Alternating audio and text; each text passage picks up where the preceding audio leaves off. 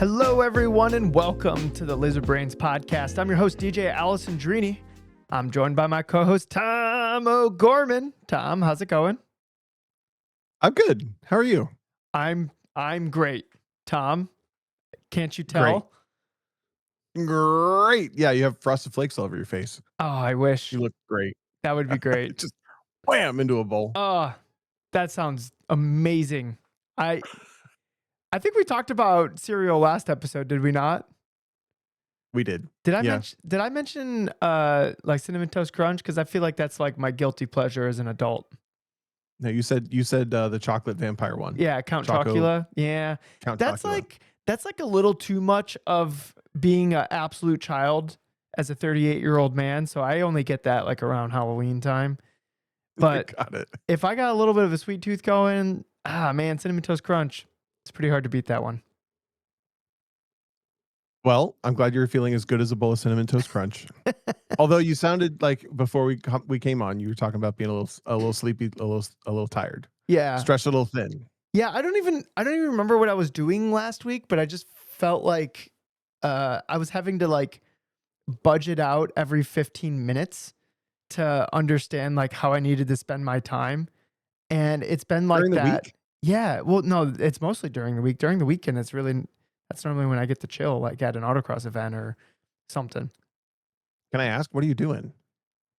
Is that work related stuff is so busy, or you're balancing like I got to do this thing for work and then we're going to go mow the lawn and then I'm going to come back and then I'm going to go it's power wash the deck or whatever. No, the deck is still a disaster. If you've been listening for the last 3 years, it's even more. What are you doing? It's more so of a disaster. It's worse. It's some people say better than ever. It's worse than ever. Like that's it's the deck's not doing the greatest great. deck. No, it's literally the worst. It's like the wood is turning different shapes and they're all doing it in different directions. So it's like it's a disaster waiting to happen. If you come over to my house, maybe go up, maybe insist on walking through the front door. Don't go through the back door. So come up the concrete stairs, yeah. Not the wood ones. But even the concrete's not doing so hot. Look, racing is going great. Everything else is just literally crumbling around me. So, but yeah, I've been just really busy just because the national events. So I'm like cramming in coaching in like limited space instead of like spreading it out through the week. And then like the last couple days between trying to get a week's worth of coaching filled in 2 days. And putting different springs on the rear of Peter's car, which we'll get to. And recording the podcast and like regular stuff that I have to like take it. Like I was planning on mowing the lawn, but like I don't know when that's gonna happen. So like hopefully Christine's feeling really ambitious about getting out there and pushing that thing around for a little while. But so you remember how Wednesday loves to be outside now? Yeah. Just have her go out there. Taught her how to lead the lawnmower around the yard? I think it would be better and probably cheaper to just buy one of those like Roomba lawnmowers. That's what you need. They had them everywhere in Austria last year when I went. Do they? Damn, you got to get a bunch of those. Dang. Well, just one. You telling me one would do? You telling me they have healthcare and Roomba lawnmowers? Oh my God. Yep. I think that's the play. I don't know why you wouldn't have one of those, honestly, if you have a yard. I had to mow my parents' yard a couple times while they were gone. Yeah. I used to hate mowing the yard, but honestly, this one's small enough. It was fine. Is this the sign of being an adult when you're out there like mowing? And did you have like a beer in a koozie and This is kind of nice. Were you on a riding lawnmower or were you pushing it? I had to push it around, but it's one of those new electric ones that are really light. That's what I have. Yeah. That's so boomery though. Oh my God, you're so right. That's like, I just like the peace and quiet in my brain. I like to walk around my yard and get in touch with nature. I throw in my headphones, like my little earbuds. I listen to a podcast or like a essay style YouTube video, and I just vibe out for a little bit. And next thing you know, the grass is short, and my neighbors are happy with me because I'm no longer the house on the street that looks like chaos. Well, it still looks like chaos, but not as much chaos. Sure. I cannot relate to that at all. I've never had a place where I've had to be like, well, my neighbors might think ... What a foreign thought. That's so interesting.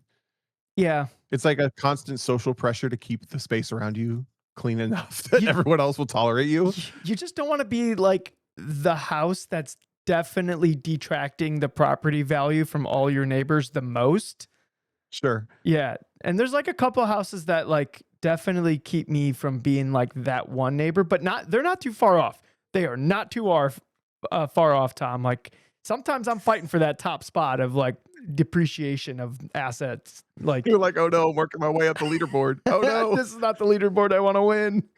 Yeah. Interesting. So you're basically cramming in, what, 5 to 7 clients in 2 days instead of 5 and trying to do national autocrosses, which we'll get to. Yep, Let's go there. Went to the DC Pro I did. and you got 2nd in the Super Challenge. You were almost a back-to-back Super Almost a Challenge winner, DJ. back-to-back. I'm so proud of Oh you. my goodness, I coned it, Tom. I would have won by like 6 or 7 tenths, and I hit a cone, and I thought it was a different cone because there was like this really tight right-hander on the right-hand course for the people that were there, and it like really pinches down, and it like leads into like a long space where you're just sitting there like just driving in a straight line. So like the run out of this thing was pretty important, and I got a little bit of ice mode or like, ABS fluctuation Mm. as I was like coming into it. So I had to delay throttle a little bit so I didn't mow over that last cone. And I thought I damage controlled it really well, but I was like, man, I might have like touched the base of that cone. Like I knew I was close to it. And then when I came back and I saw the time, I was like, there's no freaking way I lost this thing because like those are like some of the two fastest runs of like the whole event. And then they said that Dave beat me by like 1.4 seconds or whatever. And I was like, what the hell did Dave just do? And then I found out it was a cone. And I was like, oh, okay, yes. All right, that makes sense. But it was like a cone that I didn't even think I was close to, but it's because my eyes were like so far up the course. I just probably just like just ran it over and didn't even notice, which Yep. is like, I feel like these challenges, so the first round, so we there's like two elimination, like you have to be top eight, and then you get into the bracket. The first round of the bracket was the other guy hit a cone, and then the next round, uh, so I went against Eric Peterson. He hit a cone, and then he actually almost came back on me because I was like, well, I'm just gonna leave like 3 inches to every cone. Apparently, when you do that, it's like over a You go so second. slow. It was so slow, but I still had the car dancing and moving around, and I came back and saw the time, and I was like, "Ew, that's gross." I'm almost embarrassed my time was that. But like, it's not like I was under driving because I feel like that would be harder to gauge. So I was just like, well, I'm just gonna leave a little space to the cones and just drive that, and it was like 1.2 seconds slower or something along those lines. Um, and it's not like I was leaving a bunch of room. It was just like in my mind it was 3 inches, but like he was only like a half second behind me after hitting a cone. And I was like, oh my God, that would have been so embarrassing. I was telling Tamara that if I lost that, I might have she might not have had a ride for the Spring Nationals Pro Solo because me and her are driving together. Because I would have just quit. I would have been like, nope, that's it. I'm done. I'm never doing that again. Salute out, Yep, that. disappear, walk into Yep, the woods, and never be seen never be again. seen again. I'd be like Homer in the bush. Um, but and then the next round, Daddy was doing the Pro Solo event in Elantra N, and he was kind of fighting like launching that thing off the line because he could only get launch control on one side, and especially in the challenge because there's just not enough time for the launch control to like reset itself because it needs to be Okay. like a certain amount of time before you can use a launch control again. So I think he was trying to launch. The better side to use the launch control was the left side. And so he was trying to save his launch control for the left side. So he was trying to do it What? with like the e-brake and he just like red lit. So I just won. I almost wanted to just to save the tire temp to just like pull off, but I was like, does a DNF? I have to clarify this because I just did my run and I was like, this It is the counts the most. same. It counts the same. Okay, because I'm like, this is the most pointless autocross run I've Oh, ever done right now. Because he instantly loses when he red lights, right? no, you're right. Yeah, he instantly loses. I have seen people not launch the car and just, like, pull off and DNF. I've Okay. seen them do that. All right. I don't know what the precedent is. I Maybe, I did the mean, run. we live in a crazy world. Yeah, I did the run, but it was like, this is the most pointless run of autocross ever. And then I was like a confliction in my mind the whole time I was doing it. I was like I should just be saving like the tire temp for for the next round, which I always when it gets to the bracket, I always think there's more rounds than there are. And then all of a sudden it was like, oh, I'm in the finals. Like because Daddy O red lit, and I was like, oh, it's literally you just get past the first 2 rounds and then you're in the finals. That's a bracket of 8. Um, and then it was just me and Dave Montgomery, which was pretty cool. Me and him were talking earlier, and it's funny. We both had the same thought independently of each other. You're doing the math in your head because you get past the first round, then it's round of 4, and then the next round's round of 2. Right. I was trying to compare it to the old style, which was just a round of 32, Yeah, which was 32, 16, 8, 8. 4, 2, Yeah, so 1, it'd be 6 5 rounds. rounds. It'd be So 5 right rounds. now you're doing 2, 3, 4, 8, 4, 2, 1. You're doing an additional round now. Did I do that math right? You do so K1 and K2. That's where they knock down. Um, You're doing 2 more rounds. The old style of 32 was you would do 6 rounds, yeah, and the I new think it's style much is you do quicker. 8 rounds It's if you much win. If you win. It's much quicker because they split the 32 people that are in the challenge into 2 groups, K1 and K2. And Uh-huh. K1 is like its own heat. Like they all pull up to the line, all 16 people. And then K2, all 16 people pull up to the line. And then it's just like whoever was the top 8 on Oh, each of those goes on. So it goes way faster. It's a much better yeah, yeah, yeah. format. And then they actually offer cash prizes for K1 and K2. And then if you win K3, you get cash prize too. So it kind of like incentivizes you to get rid of the sand because you're like, I may or may not win the challenge, but I could get like $200 if I just like get rid of all the sand and like cash in on it right here, right? Sure. I don't know exactly know what the prize payouts are. So if anybody knows, I know I like the last time I won this, or the only time I won it, I ended up winning like K1 and K3 and the challenge. So I got like a $600 check, but I don't know how it all like splits up. So I won so much money, I don't even know how I much don't I even won. know. If someone could tell me how I much lost money I track. won, I would love to know how much money I I won lost because track I'm of all so this rich that I money. won some money. So, you know how it is when you're just filthy rich from autocross. Yeah. Yeah. Yeah, so Okay, tell us about the event from the rewind. Sorry, okay, we got rewind. distracted about Yes, the yeah, yeah. challenge shit. But basically, Pro Solo standing style launch like a drag strip, mirrored Yep. courses. Roughly, you do left and right sides. Your best combined means you win. Your best combined times are your total, which can let you win. And DJ almost won. Almost. I was leading But the whole time, and yeah, we have a discussion on this. And the car felt like mostly fine. It felt like a little bit pushy, but my times are fine. Like after the first session, I was winning by like I don't know, like a second or something. And I was actually top packs of the whole event. And I remember thinking, what the hell is everyone else doing? Because it didn't feel like you know how you do the run and you're like, that wins. Like who's gonna get that? And then like every once in a while, maybe somebody does. But you do the run and you're like, that's it. That's what I needed to do, right? None of the runs until I got to the challenge felt like that. Like the whole time. So I kind of felt like I was under threat because I didn't have that feeling of like that wasn't it. That wasn't good enough. yeah. Um sorry, I'm How getting often do you feel like distracted. that happens? The way you described that made it sound like you feel like that happens every time somehow. What? You get the run where you're like that's it? Yep. Who's going to beat that? I mean, if you look at my win percentage, it's only like 30 or 40%, so I guess I get it like for like a little less than 40% of the time. Okay. All But right. I'll that's take enough. that math. That's enough of the. That's a frequent enough where I know the feeling of like that's it. That's the one. Yeah, yeah, you're right. I think you're right that, but I don't want people thinking that that's what it feels like every time you set the run that No, wins. no. I've won plenty of events where I'm like, oh crap, they're gonna get me. I know I left this and that and like that. Oh, Yeah, yeah. and they didn't get it. Oh, I guess I won. That's how that's the other version of that. And I'm trying to think of an instance where I'm like, Yeah, that was the one. And then somebody goes out and goes faster. I'm struggling to think of that. I'm sure it's happened because it's not like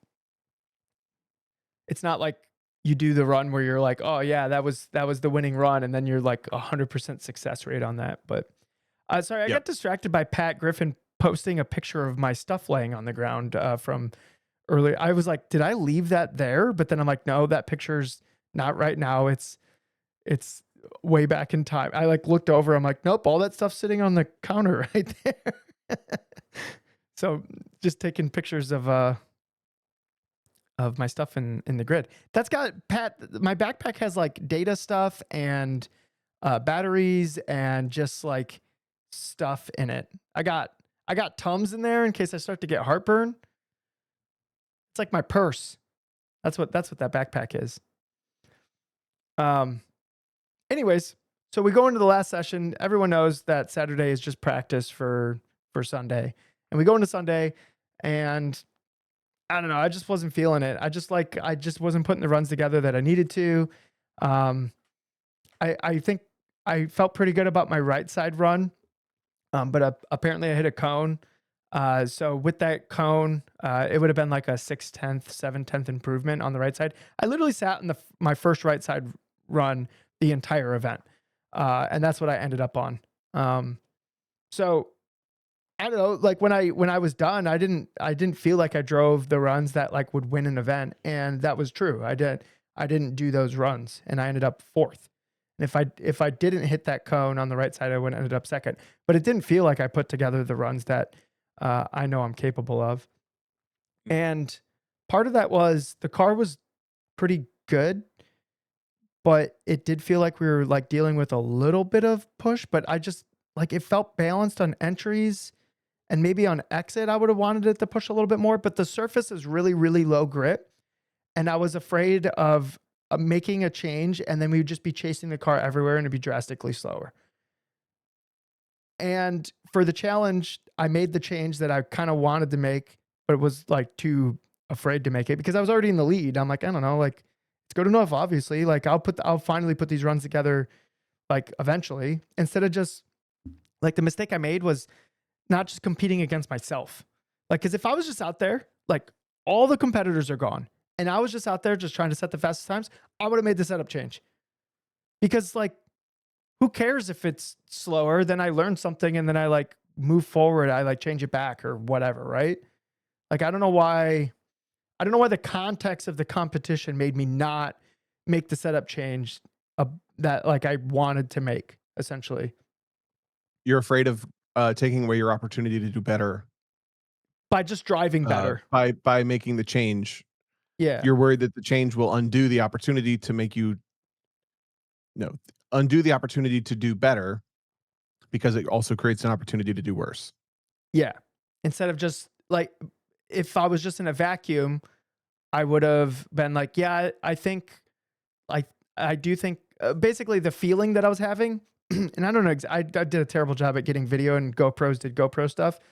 Uh, but like the feeling I was having that I was having to drive too much around the cones in order to not hit them with the rear Ooh, tires. So that was, okay, that okay. was like the feeling that I had. It didn't necessarily feel like I'm like, oh, the car won't turn. It was more like I can't have when I get in throttle, I can't like slither the car around this cone. So I have to turn around it a little bit more. So then when I get in throttle, I don't like the rear tires don't like hit the cone essentially. So we had the idea of talking about how to decipher whether the car is too pushy because this is something that both of us have struggled with. You're actively struggling with it in your hindsight of this weekend. Yep. I struggled with this because I mostly came from front wheel drive and I could tell if it was too loose because then it would be sideways, but I Yeah. couldn't tell if it was too tight really that well.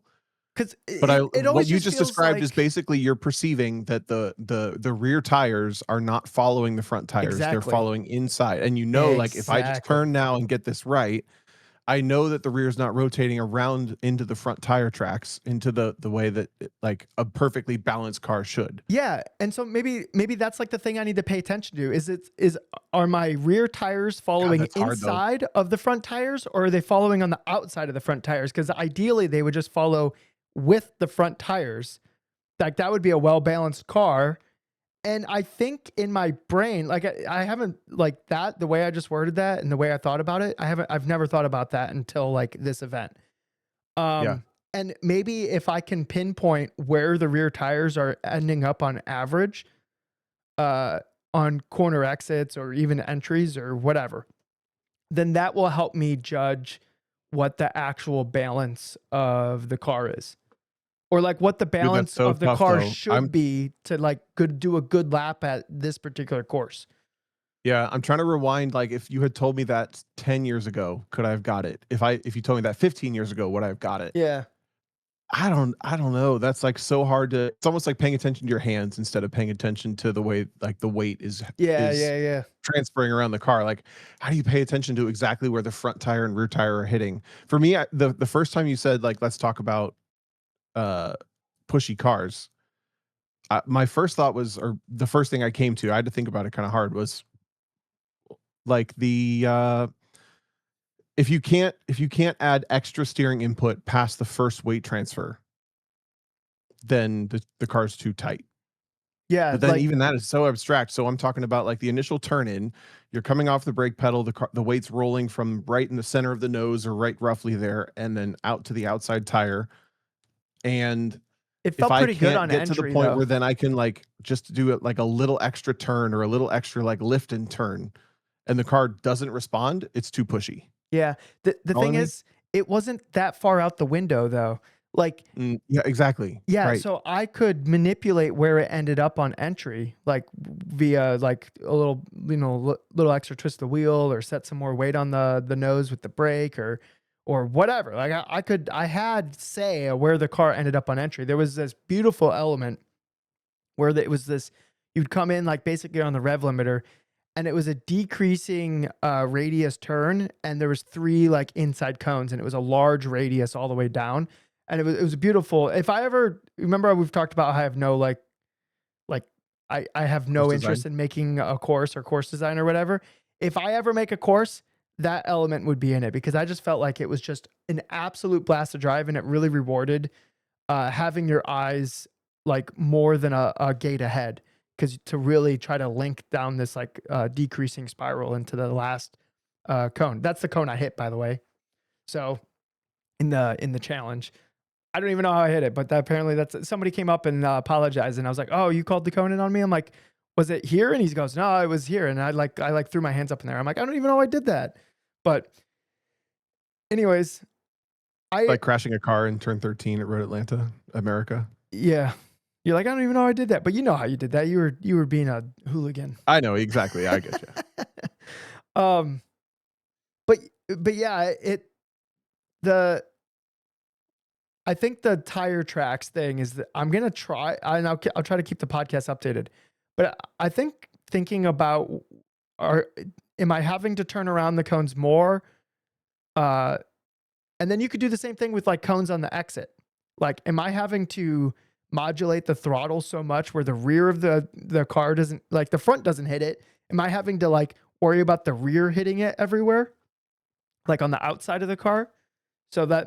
that might be an indication that it's too loose because it's tough with autocross because you only get a couple shots at it, especially in like a tour format. So like making a change there is like I almost like the more I play around with this class thing is I'm almost wondering like, all right, you showed up, you you like the car has its sway bar and shock and whatever settings, and does that work for the course? How close is it's like almost like a Formula One weekend. It's like when the simulator drivers can like nail the setup right off the bat, they just have like a better event. It's almost like the same thing like at nationals. Like if your setup was like spot on right away, then you're just gonna have a way better nationals than you would if you're it's like you're never gonna do your first run and then be like, okay, we need to soften the front and like stiffen the rear and like make it. You're just never gonna get there. Like, but if you're in the window, Yeah, do you think okay, so for those who don't know, Pro Solo runs in 3 pods. You do 2 runs on each side Saturday morning, 2 runs on each side Saturday afternoon, 2 runs on each side Sunday morning. So you have these big windows of time where unlike a normal autocross where you do all your runs at the same time, you can go away and think about it and really like look at video, look at data. The course gets rubbered in more, the course gets Yeah. cleaned up more and more cars run, all this. So it's definitely different than a standard autocross if you've never done one. How much do you think is down to for a pro solo to like that time? Because I I'm on the extreme end where I've like basically never asked for an autocross change of setup. Yeah. We've talked about that, but even at pro solo, I don't have a pattern of success at pro solo the way I do at normal solo. So do you think that there's something to that with like the opportunity to go away, think about it, make some changes? Yeah, I I'm guess I curious. don't think so super much, but maybe people are doing more than I think. Yeah, I'm that's what I'm saying. I'm curious what like my competitors are doing. I know in D Street we would make changes when we first got the car, but then like in street class it's just like it's you have way less adjustments. Like once we basically got it in the setup window, we literally never touched it. Like maybe we'd make a rear rebound change. That was basically it. Lugad posted a little zippy face emoji. Lugad also said shocks for turn in only, front bar for overall grip change. If the car is pushy everywhere, drop the front roll rate resistance, so lower this front sway bar. And then he says rear bar increase or decrease to improve the slowest corner of the course, which I guess kind of makes sense because you would be like on power the most at that point.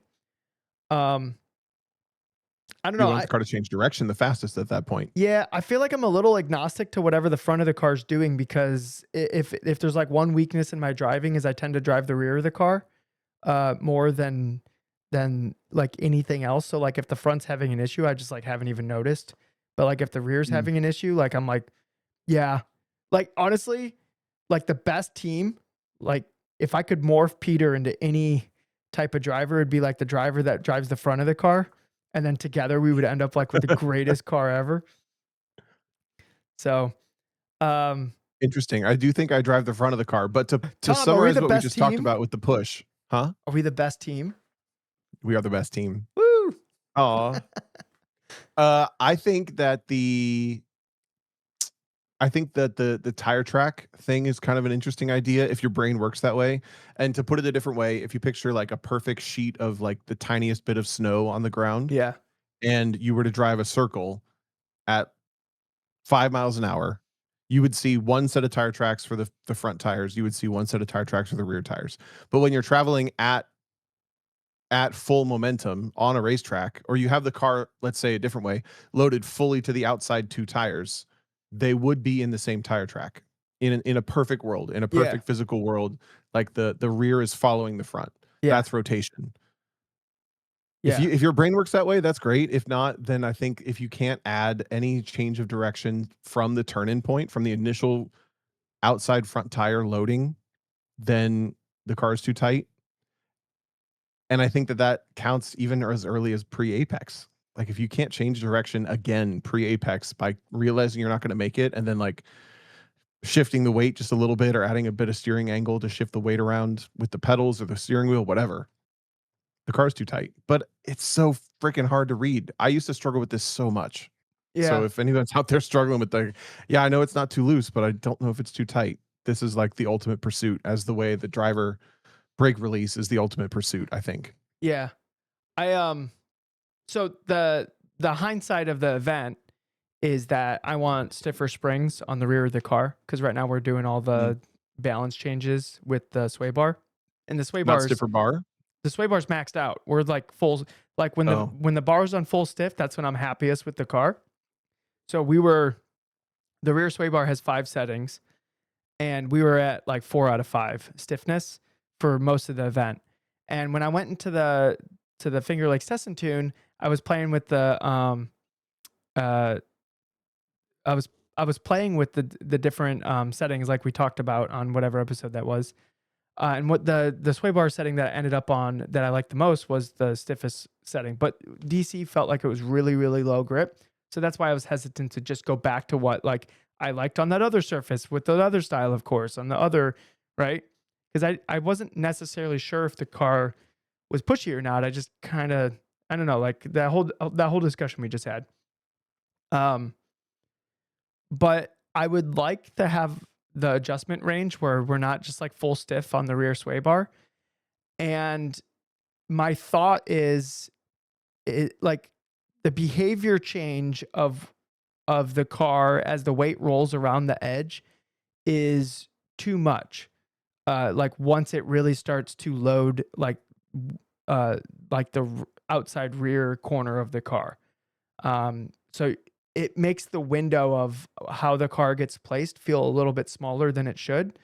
So that's why I'm justifying like increasing the rear spring rate because that will be a little bit more constant as the weight is on the edge of the car. Because if you think about a car, like okay, if you think about where the weight is on a car, you hit the brakes, it's on the front of the bumper, and then you're rolling it around the edge of the fender, it gets to the door, and then as you get in the power, it goes to the outside rear of the car, if you imagine the weight like that. And right now it feels like the transition from the weight on the door to the outside rear feels like the car changes too much in what its potential balance is.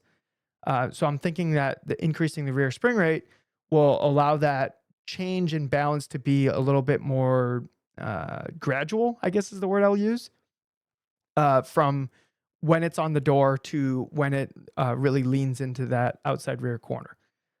So I think that will make the car easier to drive, but it will still have the balance that I want, where the car feels pointier than it normally does. So that's what I did yesterday. I next day aired some springs. Thank you, Andy, for helping me find some because apparently there's a giant shortage on 6-inch, 2.25-inch, 550-pound springs. It's a world global shortage, but Andy apparently Pegasus is the goat when it comes to just ordering random stuff next day air. So Nice. yeah, Spider guard? yep, yeah. Perfect. So Yeah. Okay. Global phenomenon, global crisis yeah, it's averted. just yeah. I mean, look, yeah, I know all you guys are out there looking for 550-pound springs, and it's tough, man. But you know, you just got to keep trying. You'll end up with something. It feels like it's like people trying to get like a Nintendo Wii back in like 2006 over Yeah, here. that's so true. Uh, Just if there was a Black Friday for springs, a bunch of track day people beat each other up. yeah. They're running. They got a bunch of springs in their shopping cart. Ryan says he might have some. You know what? If I couldn't find some just to buy and like next day air to the house, I would have put out a feeler on Facebook to see if I could get some sent to me or something from somebody. Sure. Because I mean, the point of me going to spring nationals is really to feel out the surface before we get there, so we don't end up in that scenario like I talked about where we're like just out completely outside the setup window, and we didn't have time to figure it out before like it's all said and done. Because Yeah. the people that have been in this class for 2 years, maybe even three, back when they were like running with the Miatas, they're gonna have like a little bit of an advantage because they've seen all these sites before. They kind of have an idea of like the behaviors that the car had on these different surfaces, and we're seeing it all for the first time. Okay, so I was gonna say something about the spring nat. Oh, I'll be curious to see if there's any change in I know that DC is known to be one of the lowest grip surfaces and like also spotty on grip levels Yeah. because it has patches down and Yep. sealer down and things like that. I'll be curious when you go back to normal sites and even concrete with high grip levels if the car stays pushy because in my mind that it'll trend looser the more grip you add available to the tire. So what was But surprising to me is I'm that curious if that's true. what was surprising to me is that with the bar on full stiff on the rear, the drivability and like just how easy the car was to drive was about the same as Finger Lakes where I did most of the driving before DC. Right. Um, so Meaning it was easy to control. yeah, it was just easy to place the car. Like it felt like I could Yeah, put the yeah. nose where I wanted it. My only gripe is that and really I want the car to be as easy to drive as possible, especially for Peter because he has trusted me to figure that out. Is I think the rear springs with a little less rear sway bar will give the same balance, but just make it a little bit more predictable. Cool. So I liked the balance of the car at full stiff, but I thought the behavior change was too drastic as the weight moved into that area of the Yeah. car. Yep. Guys, the joy of a adjustable race car slash autocross car. It is pretty fun. I thought you would love this pursuit, to be honest, because you pursued D Street, which is a unmodified in a way version of the same car, Yep. and you were all in on still maximizing the car. Yeah. And you know, Whereas there's I'm like, I find that so freaking annoying. It's supposed to be a stock car. Leave it alone, you know? yeah, yeah. But now you have even more, you have actually modifications to the car and then adjustability within that instead of just barely modifying the car and trying to adjust it within that scope. Yeah, and I mean, there's a lot of stuff that we could do to maximize the car, but it's really like whatever like Peter has the stomach for. Like I think a seat would Sure. add a lot to the car, just like in terms of just understand, like feeling exactly what the car's doing. Like I think the stock seats and the twins are probably some of the better stock seats in any of the cars that are probably being autocrossed, besides like the Porsche carbon bucket seats or whatever. But um, I still think a seat would help, and then you could get like a little baby brake kit for the front to like drop a bunch of unsprung weight. Yeah. There's like little stuff like that. Dude, oh I forget, it was Graver's car. His lithium ion battery tripped because it got too hot, and they had to like get pushed out of the solo lanes, like the staging lanes for Pro Solo. So they were The just done. lithium ion battery for the GR86. Yeah, it's like it replaces the 12 volt, like because it's like it's lighter. Oh, meaning they swapped it out. Oh, Yeah, this is a normal thing. This is a normal thing. But guys, look, if there's one takeaway from this episode, do not put a lithium ion battery in your race car. I've seen too many cars burn down to the ground. Like literally at racetracks, you'd be like, oh, why did that car catch on fire? Oh, it was a lithium ion battery failure. I've seen multiple of that happen. I've seen multiple where they get too hot and then they just fail. And then their like autocross day is over because now they have to like try to find a battery. It's just not worth it. It's not worth it. Just put an AGM battery in instead. Weigh 6 extra pounds and put an AGM battery in the car. that is so true. No one has ever lost anything ever because of 6 pounds. Yeah, what are we I'll doing? put everything I own on that. But also, what if we did it where have you seen these videos of the Chinese cars where they eject the battery pack if they detect a crash? What if you do that? You detect the ion battery in your autocross car detects that it's over 97 degrees for more than too long or whatever it is, 120 degrees, and it just shoots out of the side of the car with no warning. The poor scanner. That'd be crazy. Yeah, poor scanner for yeah, sure. the scanner's like taking bullets out there. Should we talk that through? Actually, I think that was an interesting little text message we had. We never hashed out on the podcast Which about one? being strapped into the race car because you Oh. said you like being strapped down. Oh To yeah, we these didn't talk about seats. that. Yeah. Yeah, I'm curious if the listeners are have opinions or whatever. But the preface was I was not wearing the full 6-point harness in the one lap Corvette. Jesus. Oh my Porsche. goodness. Yeah, I'm still a little brain fried from it, to be honest. You But heard it the here. one lap car. You heard in it all here my first, videos- Tom. Or you heard it here first, everyone. Tom's driving a Corvette next year for one lap. Yep. Freudian flip. Yeah. Chevroidian flip. Anyway, so I was using the 3-point harness, not the 6-point harness, because mostly like Salil and I needed the different sizes, and I'm like, it's a completely stock car. Just buckle up, whatever. In hindsight, once again, do as I say, not as I do. Wear all of your safety equipment that's available. So DJ called me on that via text, and Well, I was like, I was surprised this nobody is said why. anything. I'm like, I Yeah. literally text you. I'm like, I'm surprised nobody said anything about like your Hans device just floating around like attached to your helmet, because there obviously wasn't any belts going through it, but you were just wearing it anyways. And it's just because one lap's like, you got to wear your Hans device, even if you They don't. require it. Yeah. And it's like, it's so silly because Tom's just has a 3-point on. Yep. Yeah. But the point of the debate ended up being not the safety stuff, but the like DJ likes to be strapped into the. Well, I'll say what I like. I don't care to be strapped into the race car particularly, other than the safety level that's required, and even that is like clearly. I'm still not that concerned. Yeah. For better or for worse, mostly for worse. But I prefer to be able to move around a little bit. I'm a little bit fidgety in general, so I know I fidget behind the wheel, and you can't relate to that. No, I want to feel like I'm in the sim rig. I never get tossed around in the sim rig. I just like sit there and I turn the wheel Right. and I push the pedals. I just sit in my chair and I turn the wheel and I push the pedals. If a real car could feel like that, oh my goodness, Tom, speed unlocked. Speed unlocked. I just want to sit there and push buttons. Do you find yourself like confused or flummoxed sometimes if you get into a race car where you're not locked into the seat? I feel a little bit more out of control than I would otherwise. It doesn't stand out in your brain. You're like, I realize that I'm not strapped into the car the way I would like to be, and I know that's affecting my ability to feel what's happening. Yes, it's that. You do. It's well, it's I don't it, what it is it's I don't have a full understanding of what this car is doing to me in relationship that I would if I was just like strapped to it. Interesting. I find it almost stressful if I'm strapped in too tight. Yeah?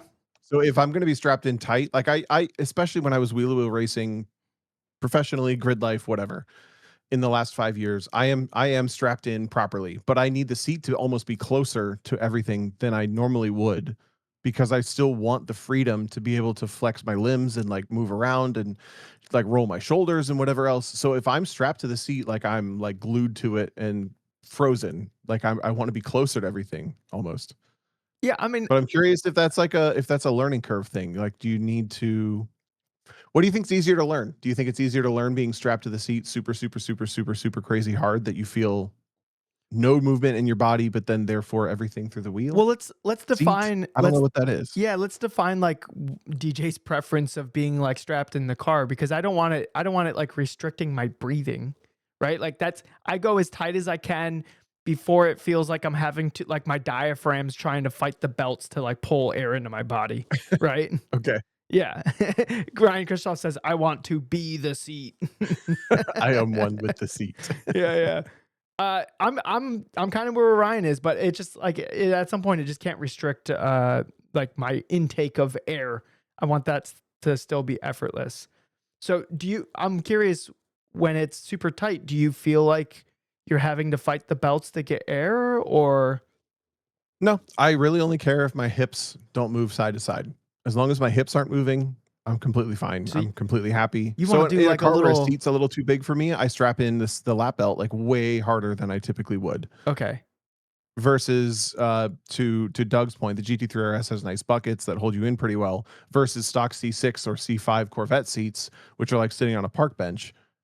Yeah, I would love to be strapped to the car properly with my hips not moving around like I'm not not affixed to the car at all. But I don't care to not if the seat is nice enough that I don't move side to side, I don't feel super strongly about being bolted into the car, which to answer Mark Kruger's question in the chat, have you ever hit a wall or have you had a hard crash? It changes how you feel about being secured to the seat. Tom Yeah, I has. do. I did. I totaled my car Yeah. into concrete. It wasn't fun, but I still I You know almost what the difference isn't probably it is, in a Tom? way almost a little bit better to not be like completely Yeah, no, yeah. I'm not going to try to Here's speculate the science. difference. Nope. No, Here's no, the no, no, no. difference. Don't be like me. I don't know if I've ever driven a race car in a seat that was like DJ sized. I seem to attract Mm. these race car drives with seats that are made for giants, and those are always the one I'm driving. It's because you're race car driver sized and most people are not. Yeah, that's what I'm saying. So maybe this like I'm thinking, you know what? When I drove Diego's car, he had a DJ size seat Uh-huh. and I didn't need to cinch down the lap belts. I still did the shoulder belts like really tight, but I didn't feel the need because Diego had a really nice setup in his car. Like he had uh, the seat was leaning back, so when I would hit the brakes, my hips wouldn't like slide forward. Uh, it the side bolstering in my hips, like maybe it was not quite DJ sized. It was more like Diego size. That maybe if it was like an inch bigger, it would have been DJ size. But whatever, I just gave it a couple bounces and I like slipped into the seat. And then at that point, yeah, Eladio, DJ was a floppy noodle in mine. So, and I'm a floppy noodle most of the time. I feel like floppy noodle is like default DJ, but yeah, somebody throw that in the who said what chat. Um, uh, but yeah, I think maybe that has something to do with it for sure. Because I know Hmm. your GLTC car. I don't know how you fit in that thing, Tom. I could put like one butt cheek in that seat, and like that was about it. The seat was tight. That was a very tight seat. I didn't even think I could bounce into it. Like But again, to I the would have to point, sit I sideways. as long as my hips I think someone, I forget who pointed this out in the Discord about their hips, but when they said that, I realized it was 100% true. I don't know what the safest is though. I think other than to have all of your stuff on 100% of the time with 6-point Tom keeps harnesses if saying they're this. available and your Hans device properly underneath them. Yeah, yeah. Tom says all this, and then he posts a video, and he's just like YOLOing it in a t-shirt.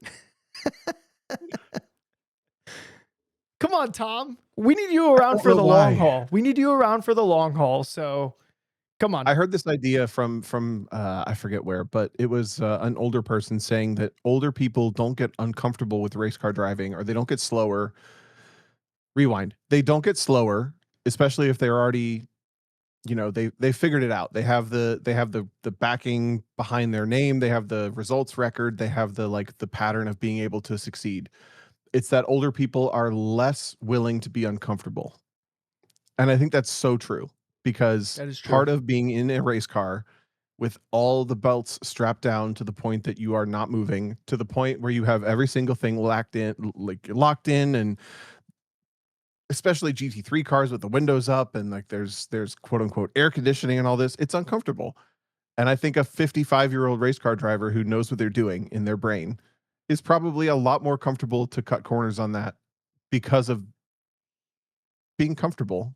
Does that make sense? I Than a 25-year-old who's like, "Yeah, lock me down in the race car and make it hot. I have This a is great." I have a short tangent. I was working with a client last night, and he was talking. We were talking about he did a race weekend, and he was talking about the last race. He was just slower, and I was like, "Well, do you think you were driving worse, or this or that or whatever?" And he didn't have in-car video. We were just kind of doing like a verbal breakdown, and he also had like Yeah, a broadcast of the race, and we watched the broadcast. So we just had conversations about the race weekend, what could have went better, whatever. And he was saying that he was going like slower in the last race, and like in previous in discussion, he was saying it was hot. And I was like, I told him the story about me at VIR where I didn't realize I was too hot until I started to make mistakes, and was like, that I wouldn't normally make that mistake. Like that was a weird mistake that I made. What's going on? Oh my God, I think I'm too hot. Because when you're impaired, it's hard to know you're impaired because your brain is not yeah, functioning properly. So how are you supposed to diagnose that your brain's not functioning properly? Your brain's the thing that needs to do the diagnosing. You know what I mean? So like you yep. just can't you can't rely on your brain to diagnose that the brain's not working correctly. So I brought that up, and he goes, DJ, I wish I had a good excuse like that. And he's probably like 60 years old. He goes, I got my head blower thing. I got the cool suit. I'm so comfortable in that car. Like I can't take that excuse. And I'm like, okay, fair. I didn't like I'm used to like full on slumming it over here, but Making it work. yeah, Yeah. yeah, Ever since somebody said that, I thought it's a really interesting thing to be aware of. Just that as the older you get, the less willing you are to be uncomfortable. And I think that's in every facet, including more abstract stuff. Like you're less willing to be uncomfortable on a learning curve. You're less willing to be yes. uncomfortable with failure, like all sorts of stuff. You get locked into your ways, and you know what you're good at, and you feel like you have things under control in your normal life, and then you get made uncomfortable, and you're like, I don't like this. I think it's important though, as we get older, to understand that tendency to like not get outside our comfort zone, Yeah. and we have to do it anyways. Because I think once you start getting too comfortable being in your comfort zone, then we stop learning. You'll get left behind. All of a sudden, like a cell phone will come. Like we all remember our grandparents like trying to like use a cell phone, right? Like it at some point technology and things will progress to the point where, because we weren't paying attention to any of it, some device or something will exist that we now have to use, but we have no context of how it got there, and we will be grandma with the cell phone trying to figure it out. You know what I mean? Like that's why Yes, 100%. yes, that's why I think it's important to like ick away from like any kind of comfort zone in that sense. And to your point, acknowledge that as we get older, we will naturally seek that out more, and we should be like proactively making ourselves uncomfortable just to stay relevant longer. Yeah. Yeah, I also I try to pick and choose that battle, because there are things like, for example, you mentioned I don't know if you mentioned AI or I just started thinking of it, but I fucking hate it. I don't care. I fucking hate AI. I hate when people send me videos of it. I hate when people send me slop. I hate when people use it in group chats. I absolutely hate it. And I think that that's a problem for me because I'm like putting a hard line in the sand for a Yeah. thing that I should be accepting of. On the flip side, I did challenge my comfort zone this weekend Oh, by commentating for the first time ever as the lead commentator for a race that was not a sim broadcast how for did the it go? Thunderhill Open. Yeah, how did it go? So it's like I'm gonna pick and choose the like I'm gonna be uncomfortable here, but that thing that makes me uncomfortable, I hate it. I'm not gonna interact with it. That was what I was going with that. But it went great. It was super great. I actually was like I was really proud by the end of the weekend of what I did. I feel like I made some really, really high quality club racing look as cool and as competitive and as important as high quality club racing should be. Yeah. They had every challenge in the book, to be honest, for the broadcast. Like, I think the weekend went really well, but they had 15 to 20 mile an hour winds consistent with like 40 to 50 mile an hour gusts in Wow. that Okay. region of the country for the first time in like forever. And so bad that the point that I don't know, Matt Busby's listening, but was it the county or the city or the local power company? They cut the power off to the racetrack because they were worried that the wind would like create a fire somehow, and then it was so dry that they would. Okay, the power company cut the power because of that fire risk. So the first day we're kind of like dealing with the wind, which is 30 to 40 mile an hour gusts, and you can see the cameras like wobbling all the time, Okay. and you could see that like the quality of the event broadcast was compromised because of this wind in a way. And then overnight, I get this text like, "Hey, we might not even have power tomorrow. I'll keep you posted whether we're going to be on time or not." And they brought out a bunch of generators and they brought out like a bunch of they connected everything together and they figured out a way to make the internet work somehow with I think it was it someone volunteering a uh uh Starlink? space Elon Musk Starlink, thank you. Yep. Was it, I don't know if it was somebody volunteering that. I think it was like literally patching together, let's like make the stream work. And the fact that I had to lead that stream in those conditions made it felt like, okay, if I'm also terrible, like it's already at risk of being like, I can't also be a weak link because there's so many possible weak links. And I didn't know that I was leading it coming into it. I think I had an idea that I was supposed to know the most about it, Yeah. but I didn't know that I was leading the like coming in and coming out of the show and showing Okay. commercials and controlling all this stuff. And I didn't start at what I was proud with, but ended with what I was proud with. What are you going to ask? Do you think the sim practice led to a better performance in real life in this capacity? In a way, Okay. what I'm figuring out is I love commentating like racing and competition, and I'm not great at presenting.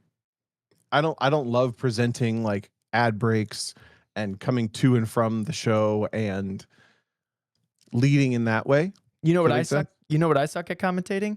Drawing concrete at Solo Nationals the first time I ever grabbed a microphone. Uh, So for the next hour, you have DJ Alessandrini waiting for the concrete to and then dry. Larry Who McLeod. likes who? What are you wearing? Yeah, and then Larry McLeod pops his head out of the trailer. DJ, keep talking. I'm like, I went through my 15 minutes of bullshit before this thing started. What am I supposed to talk about? And you're in the back of the Yeah. car just dying. Ugh, God, that was rough. It's so rough, right? So like Yeah. when it's good, it's I think what I'm realizing is I like the easy parts. It's easy to Oh, commentate good racing. It's easy to commentate good autocross runs and action and competition. But the other parts are freaking well, hard. you got this pressure to be entertaining with nothing to present that's entertaining. Like, what are you supposed to Right. do? You're just supposed to be a clown on a microphone. I'm not a stand-up comic. I don't have a prepared routine. Like, what, Yep. Yep. what am I supposed to do on this thing? Right. Yeah. But I think some people are super like that's where they thrive. Oh, They're like dude. they're thriving on let me just talk. Let me just take this where I want to go.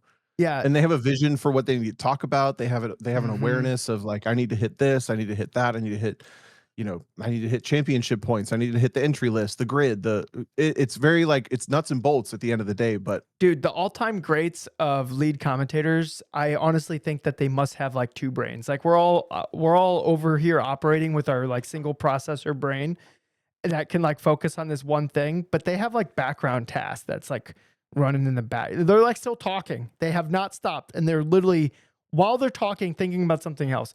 To me, that is like an impossible task. Like, how do you talk and illustrate a thought while like actively planning the next thought that comes out?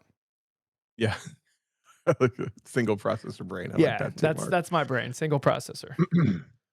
It's at least like uh, it's a Pentium 4 at least, but like it's just it's not a Core Duo. It's yeah. I don't know what that means, but it's a good joke. That was like the end of the that was like the most powerful single processor that was like It's before. like a D16. I don't know what, oh, is that a Honda engine? The most powerful single cam motor. Am I No, doing this right? Someone no, in no, no, chat, no. sound off, sound off. No, the cam is not like a processor at all. So like Dang the it. CPU in your computer, Tom, has like 8 or 10 cores. But forever computers just had one core. And so like How many cams is that? the Pentium 4 was like one of the last single core processors before they were all just like 2-core processors. And then eventually they had quad core and blah blah blah blah blah. Now they have like 128 core like as a consumer product and whatever. 32 But valve. no. Nope. I think I'm making sense to somebody out there. Liam says he understands what I'm doing. Somebody out there is like, I'll get you, Tom. Everyone else is Yeah. going, what is Tom doing? That don't make no kind of sense, but I see where you got there from. Oh no. Okay, so from the weekend, trying to think if there's anything else. I'm like not paid to say this, but I'm like sold on the Thunderhill Open. So what they did was they had a different person from each race group lead the series for the weekend. So they had Spec Miata, they had Western Touring Car Championship, they had Formula Awesome, which is like a conglomerate of a bunch of different formula cars. And it wasn't like a NASA Spec Miata group or a SCCA Spec Miata group or a like insert this, that, or whatever. It wasn't like a Grid Life GLTC weekend. It was like, hey, those cars from GLTC would be eligible, and whoever's in charge of the weekend is in charge. And those cars from Spec Miata are eligible, and whoever wants to put it together, they already had people on board, Yeah. which was pretty cool. And That's a good then idea, it actually. ended up being that they were like doing their own thing, kind of. I wasn't trackside, so I don't 100% know how the vibes were, which was really, it's kind of interesting to be in that position. But either way, it was a different way to put together a race weekend, and it led to they did their own format. The race weekend. So they did 3 heat races of 8 laps each, and each one started on the previous grid position. But then the final race was the only one that counted for the final of the weekend, and it was 4 laps longer, and it was gridded based on the best finish of race 3. So you had to. It wasn't like GLTC where it was like building off different times every single time. It was um, the exact same thing every single time, where you race 1, wherever you finish is where you start race 2, wherever you finish is where you start race 3, wherever you finish you start race 4, but the winner of race 4 is the only one that wins anything. It was pretty cool. I was like, I was super entertained. I was proud of how I presented it. I was proud of how the presentation went overall for what it was, and I want to go next year. I want to go so bad. I want to race it so bad. Also, WTCC is pretty cool. It's like GLTC, but West Coast only, and only BMWs. Sorry, guys. Kidding. And only Kidding. BMW. Kidding. It's BMW GLTC class on the West Coast. Yeah. There's a lot of E46s. But it reminded me super much. I'm going to be blunt, but I don't mean it bluntly. It reminded me of GLTC in 2020 and 2021, before anybody had cheated, before anybody had like sparred, before there was any drama. It was just like everybody had been on the same page, and they were all excited to all be there together and cheering each other on, whether they were winning or in 15th. Like it's a scope of things, to be honest. Like I want to clarify that it's because it's still new and small enough that hasn't happened yet. Yeah. And it's not if it happens, but when, how it gets handled, that I think is what creates the next evolution and next evolution and next evolution that GLTC is now. I feel like probably every class, when it's like it's like it's new, but you know it's going to be a thing just from like the people who have bought in, the the excitement around it. I th- like that's like the heyday of like being a part of that scene, right? And I'm sure this has happened like all the classes. Think of all the classes. This is probably like how it felt. All the grassroots motorsports classes. Is there a way to capture that as long as possible? Because think about like WTCC. Like once it's really gamed out, like if there's a broadcast, it's like it's gonna get serious. Like it's gonna attract the lizards. Let's be honest. And then It's like inevitable. yeah, it's inevitable. It's like and so but like so you won't be able to keep that in the bottle forever. But like, is there a way or a format that doesn't force people to completely change their cars all the time? But to like capture that like the feeling of it's a new class, we're all still figuring it out. Uh, so it's not like super gamed out to the point where we start caring about like the nuances that us autocrossers care about. Uh, Yeah. and we're just like in the moment, just like having fun competing in this like not fully fledged out, figured out thing. It's kind of like if you remember now, maybe this is a bad example because Formula One, like with their super clipping and everything. But if you remember the excitement kind of going in the first race, you're like, I don't know how this is going to be. This is kind of weird and like it's like a whole new reg or whatever, right? So, uh, like that energy, that excitement of it's not fully figured out. Like, how do you? The thing is people are smart, so they're definitely going to figure it out. So, but like, is there like Yeah. a way you could format it? And if you're thinking like, oh, obviously you would do this, then like, please write into the podcast. Like, I think that would be a pretty interesting discussion. But to me, part of that is that it's not fully figured out. And so if it's not fully figured out, people aren't super invested into it. But they're still invested into it enough because Yeah. it's like learning. It's kind of like the same vibes of like when One Lap went to the oval and everyone's trying to figure it out. Or when we were all doing like the drag strip and everyone's trying to figure it out. And like I'm sure it felt like the very same there where everyone's like trying to figure it out, right? Like I think that's like a really fun atmosphere to be in. So is Yeah. there like a competition or a way that like that could just be like that could be the competition? Right. Yeah. I mean, we've talked about it before, but I think that's down to the organizer to know what they want. And as Yeah. soon as the organizer doesn't know what they want and answers a question or sets a precedent based on what they feel at the moment, but not with a bigger zoom out of what they actually want. Yeah, like Does that make sense? a grander vision, yeah. Yeah, and whether that's because of a competitor doing something that they didn't anticipate, or whether there's a rules thing that they didn't anticipate, or somebody trying to cheat and they didn't anticipate somebody trying to cheat. No Which matter how you which I'm handle the sure is challenge, really easy for those scenarios to come up. super yeah, Yeah. especially when it starts to become or feel serious, which Yep. I would say, I mean, I don't mean to make WTCC sound like a new thing. It's not brand new, but I think this was one of their first broadcasts, which, by the way, I'm in my proud era, I will say. Mhm. Remember I said from One Lap? I Yeah. broadcasted and commentated the first ever GLTC weekend ever in 2019, and Okay, I have okay. now broadcasted and commentated the first ever WTCC weekend All right. in 2026. So Good I'm making good stuff happen vibes. here. Yeah, good vibes.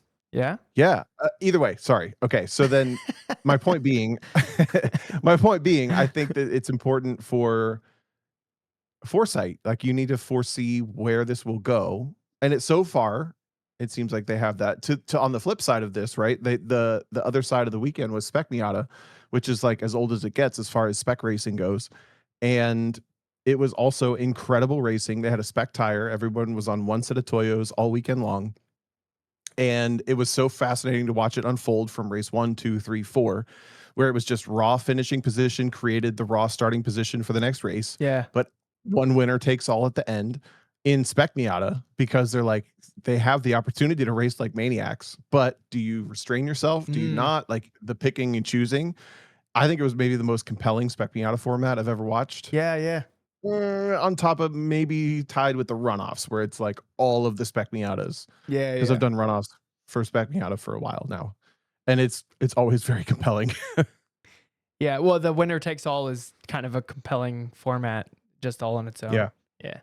yeah.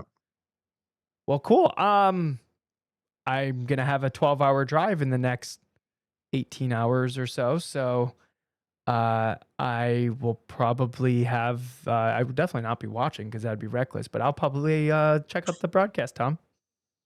It's on the Racing Network on YouTube, Okay. and give it a second. It especially as you if you track through the weekend. I need to go back and put like timestamps in the comments or something for when the races actually happen. But it's static cameras in 40-degree winds that are like they're choppy and whatever. But I will say the direction of following the racing is logical and great. And I think there's a bigger conversation to be had almost of whether cameras that move are important for motorsports. Like is if you had 14 cameras that covered the cars moving throughout the racetrack 100% of the time, is it important that the camera moves or no? I Because do. these cameras don't move. So if Yeah. you're turned off by that, give it a second and like let the racing action pull you in. Cause I will genuinely put my foot down that it was good racing action. I do think it's a little bit jarring when your eye is like following like the battle for the lead and then it disappears off screen and then you're like, come on, and then it switches. You know Yeah. what I mean? And then you have to pick up like, oh, there's that orange car again. Oh, that's the battle I'm watching.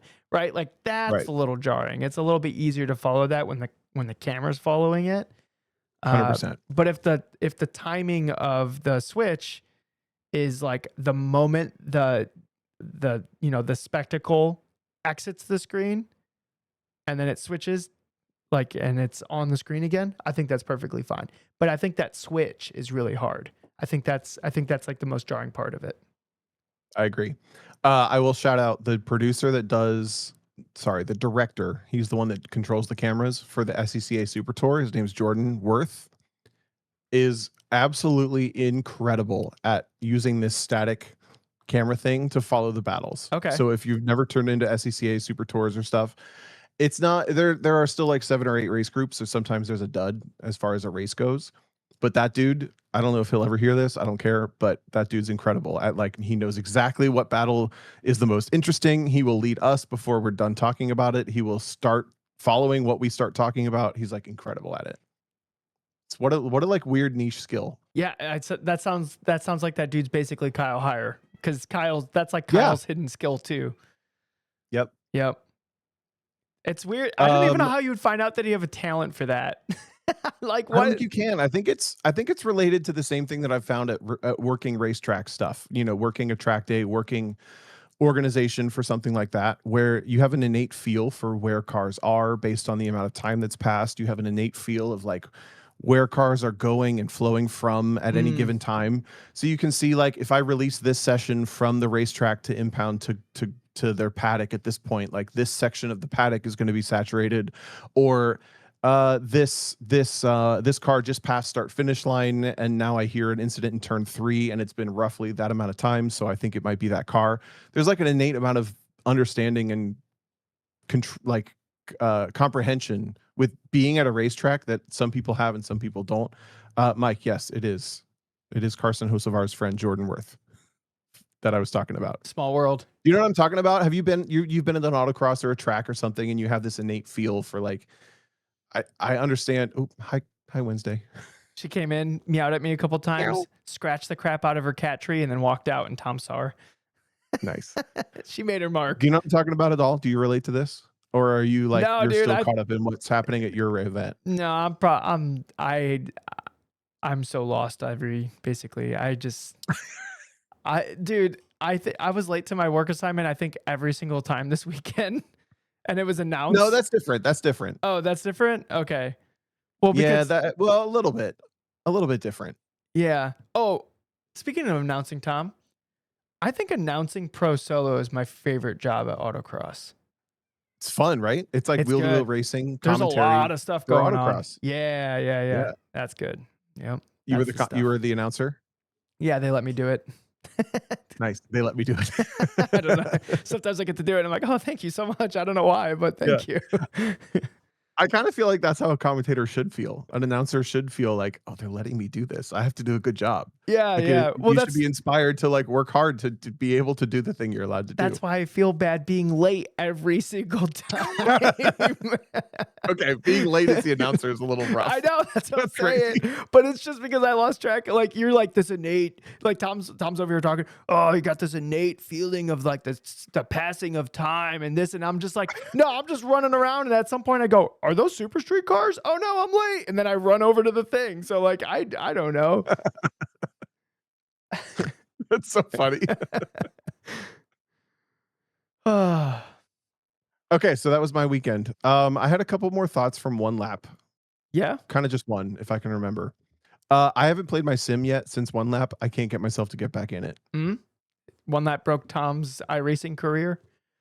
because I feel so great about being able to drive in real life on these racetracks all week and do the thing that's the coolest thing ever. You remember how you talk about, like, it becomes the thing you do every single day? Yep, yep. I don't wanna go back to just the sim being the way that I do that. So I literally haven't sat I'm tapping it here. I haven't sat in the sim since I got home. It's been over 2 weeks, I think, at this point. Dude, I'll tell you what, if I could sim Have you been race, simming Tom, if I other than could coach? look, if I could, well, I mean, I think I did an Apex this league race, but I haven't had time to do anything else, especially this week. Um, but if I could sim race every night we got to the hotel at one lap, I would, man. Telling you what, I'm hooked. I'm hooked. I know it's like a little different here and there, but I just love it too much. It's my, I don't think we're that far off that. what do you mean?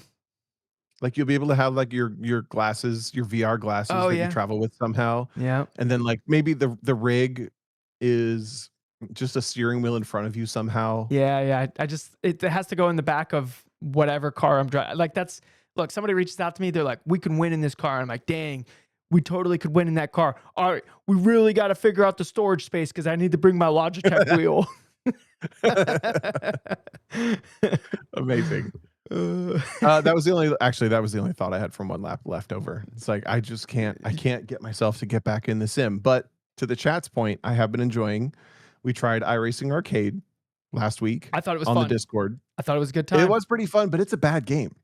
It was broken in a couple different ways. I feel like I don't know how much more development they're doing on it, but it feels like it's like one or two patches away from being like super good.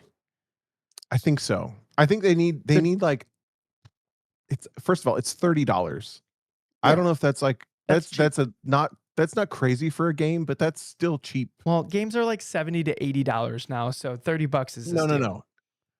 The billion-dollar title games for consoles are 70 to $80. Mhm. This game, in contrast, feels like a mobile game, Dude, it's in my opinion. It's like it's just okay. It has a couple licensed tracks, it has a couple licensed cars. You do the same thing over and over and over again. oh, yeah. Either way, I agree it's fun, but I don't know if I recommend anybody buy it because I it's just expensive for I what it think it is. drives great. I can't wait for them to finally come out with the Steam Frame. That's like their standalone, VR headset because I'll be able to play Okay. it on that, like, in a virtual TV screen in front of me, and it'll be, like, native Oh, to the interesting. headset. And that'll be, like, my, like, main travel game. I'll be, like, sitting on an airplane wearing this, like, freaking, like, headset on my face, and I'll just be playing, like, iRacing Arcade. That would be good. See, but it needs to be like that should be free, and then you get an ad every once in a while. That's what it That feels should be like to me. free. Oh, that's crazy. I think the But we also driving got Forza Horizon 6. yeah. Wait, sorry Hold to cut on, you off. Go ahead. I wanna talk about the iRacing Arcade. I think the driving Yeah, is go super ahead. good, like, the way the cars interact with the curbs and, like, the physics behind it. I think it's, like, physicky enough for it to be fun and make sense, but then the driving Yeah. is friendly enough for you to just be able to, like, pick it up and grab it. And then I was getting the same feelings, like, chasing lap times and, like, chasing people down and stuff like that, is like you do when you're racing. So, like, it was, like, third person, cartoony graphics, whatever, but, like, I still got those sensations of, like, using the whole racetrack, like, bombing over curbs, like, seeing what you can get away with. I think Yeah. it did that. Like, to me, that's probably the harder thing to hit in a game than anything else. So like the foundation of it is really good. That's what I'm saying. It feels like it's a couple patches away from being like super rock solid. But yeah, there was like a couple things where it was like a little bit more broken than it should be. And I can't quite remember. There was like something that wasn't working. I can't remember what it was. Just the contact physics of being online with people Oh, the was net rough. code. Yeah, the Net internet code. aspect of it was really bad. I would be getting ran off the road and there was nothing next to me, or I would see myself killing Tom and he's like 3 car lengths in front of me and I'm like, "How would," and Tom's going, "What the heck?" Like, cuz he's Yeah. getting I'm just murdered. like, And I'm like, "Meh, "Yeah." meh." And I'm like, "I swear I'm not murdering you on purpose. The internet wanted you dead." Yeah. Yeah, I agree with all that actually, which is interesting. Okay, so I just said Forza Horizon 6, which is like the other game that's got our Discord and some of us really paying attention this week. And it has the exact opposite problem, I think, because it's not that great to play. Like the They like tried to driving. make it a borderline too realistic, too vague. Like the cars they don't feel very pointy or quick, or like they don't have weight transfer at all, which Circuit Superstars, sorry, iRacing Arcade did perfect. Yeah. But then then Forza Horizon has everything else like locked. It's in Japan and it's like so well done and it's expansive and it feels pretty. Like it doesn't feel like they phoned it in that much, which I think is a pretty high praise for a Forza game. Yeah. I uh I have heard gripes that there's like specific wheels that just aren't working with it for whatever reason. Like they don't have support for like Moza and Sim Magic and like all the most popular wheels, like all of a sudden just don't have support for this like driving game. So if you're saying they made it feel too realistic, they made it feel too realistic if you're playing it on a controller because that's basically the only way you can play it.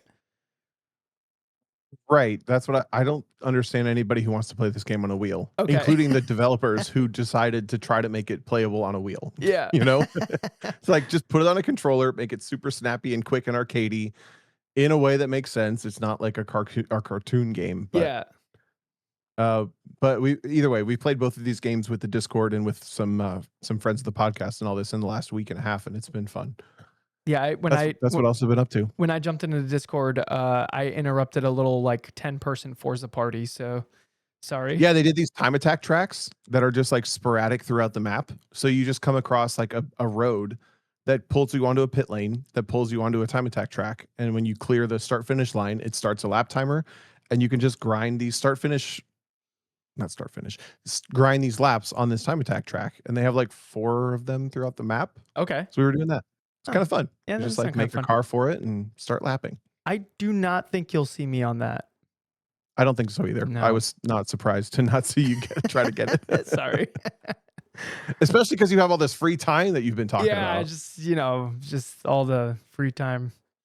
Yeah. I Sam says, DJ had fun once. It was terrible. Hey, I had fun this last weekend while I was in the lead, but then I stopped having fun at some point.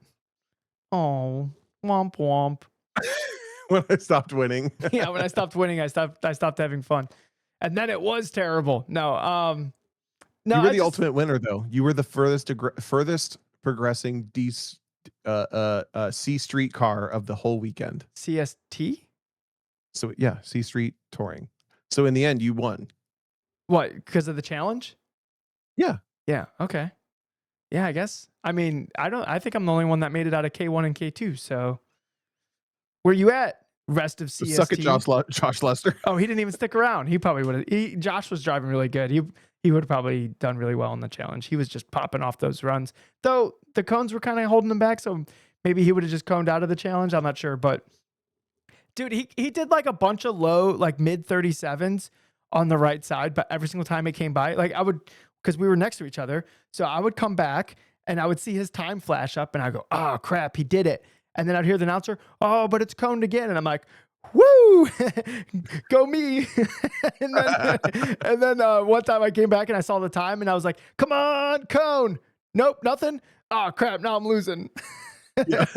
So I love that.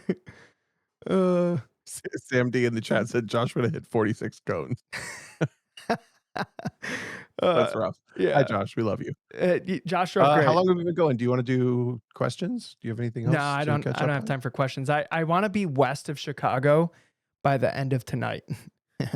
Oh, deal. Okay. All These right. So these you're are going to Spring ambitions. Nationals this weekend, huh? I am. Yep. I'm driving most of tomorrow. I think I'm going to leave and get some of the trip done tonight, just so I have a chance to make it for the practice launches. And I just found out that there's a test and tune course, so that'd be cool if I get there in time. Yeah. So that's the plan. I'm driving with Tamara for the pro, and then I'm currently by myself for the tour.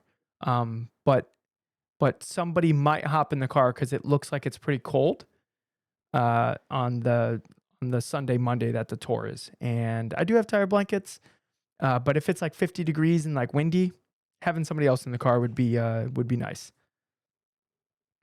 I think that the Bridgestone RE71 RZs definitely reward that. You're driving Peter's car, you're taking it by yourself, right? And Yes, Tamara's correct. driving with you, and then you're driving solo, Yep. Yeah. So maybe? Peter couldn't make it. He had other obligations. So thank you to Peter for just being like, "Oh, take the car for sure." So now I get to drive Peter's very very nice CST car, and I'm literally taking it like 15 hours away from Peter and competing in it, and then I will eventually bring it back to him at some point. So that is very very gracious from Peter. So to reward Yeah. him, I fully cleaned up the interior of the car, and the steering wheel was feeling a little like dirty and gritty, and I reconditioned it for him. So now it feels like it's brand new again. Wow. Is Yeah, it leather? it is leather. Yeah. Phew. Yep. Gave it Peter, you're coming out ahead on this one. I gave it the full treatment. It took me a whole 40 minutes. That's about it. So Yeah. uh but yeah, I'm really looking forward to the weekend. It should be a lot of fun. I'm looking forward to driving with Tamara. She's has a lot more experience with car setup stuff than I do, so I'm sure I'll learn a bunch in that regard. um, yeah, I'm just excited to compete against basically everyone I competed against in Las Vegas. It's like all the heavy hitters in Las Vegas are also going to be there, so it should be fun. Yeah. Nice. Well, have fun. This weekend is my last weekend off before a whole run, like a month basically. So next weekend we have our Finger Lakes Woo! Lizard Brains Autocross I'm School, pumped for that. which I believe is sold out, but maybe still has a wait list in some way, shape, or form. If you're in the Finger Lakes, New York region or area, you can sign up for that on their website. And then what Real, else is next? Then I real, commentate real quick, Tom. the go ahead.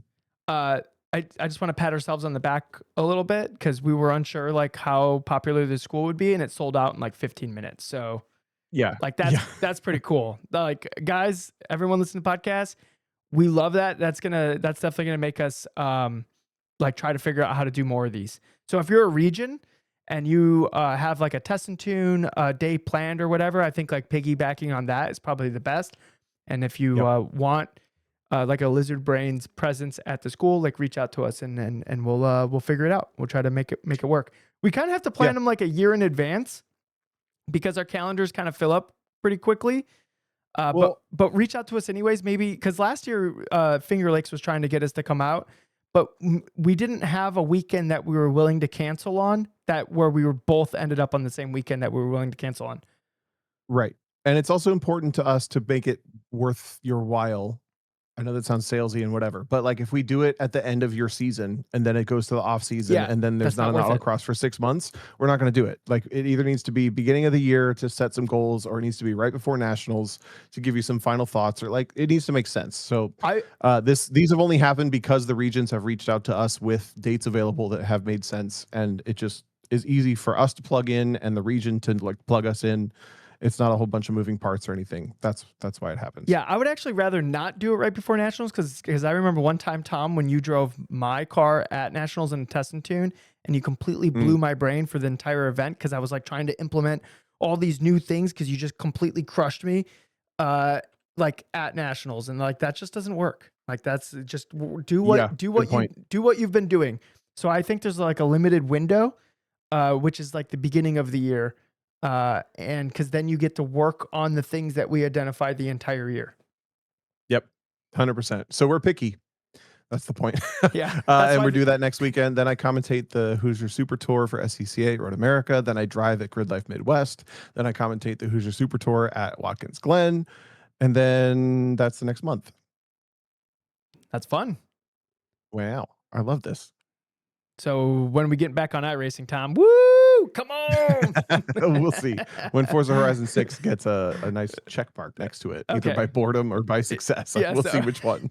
wait, what does Forza Horizon 6 success look like? That was a lot of S noises. Like I completed the game without anything else to do. Okay. I didn't know that was a thing. It'll be by boredom. I'll get bored of it. Okay, It'll be okay. because I'm bored. Then I'll get back on iRacing. All right. When is Midwest, by the way? It is May 20. Nope. You mean June? I was like, oh, Tom, are you 12th, missing it? 13th, 11th, 12th, 13th, Okay. 14th. All right. I think that's the same weekend as the Toledo Pro, if I remember correctly. I think that sounds right. Ooh, maybe I can do both again. Oh, was that a thing that you did at one point? I did Mid-Ohio, Champ Car, and Speed Ring in the same weekend, which was Ooh. Detroit to Mid-Ohio. That would be pretty good. But if you just shift everything left like 3 hours, that's also Gingerman to Toledo. Yep. See what I did there? Yeah. You could do it. What's stopping you? Besides Toledo being on a giant wait list. That basically that. Yeah. Okay. All right. That's the only thing stopping Tom. So SCCA, when you listen to this, maybe pull some strings. Give me some special treatment, baby. Influencer treatment. Tom don't do influences that. the influencer. All right. I think we'll call that an episode. I gotta finish up the packing and get driving. So, Tom, you want to lead us out? Yep.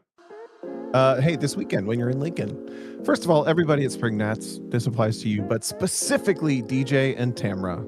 I love your hair, and I hope you win.